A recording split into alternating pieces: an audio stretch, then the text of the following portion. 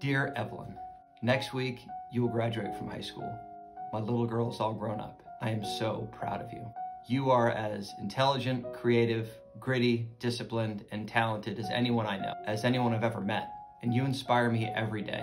You're also extremely thoughtful, so when you asked if you could not go to college right away and take a gap year or two to start your company, part of me was apprehensive, but none of me was surprised. You've always been a dragon slayer. No challenge has ever been too great, and no stage was ever too big for you. As I told you then, as I'm telling you now, my two greatest regrets as an entrepreneur were I started too late and I dreamed too small. Last weekend, I celebrated my 15-year business school reunion. And before business school, I never saw myself as an entrepreneur.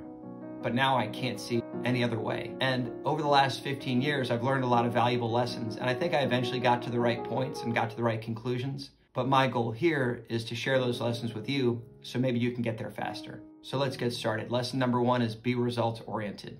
You can't be a baker without a cake. Everything you do in your professional life should be ordered to that end. Only after you have your cake can you answer the other fundamental questions. Who is your customer? What's important to them? How do you connect with them? How do you build a culture and a team? How do you make, market, and finance and distribute your cake? And lesson number 1A is get started. You always say to me, Dad, the hardest part about going for a run is putting on your shoes. Well, I got news for you. Your shoes are on. I am so proud of you, and I can't wait to see where this journey takes you. With all my love, Dad.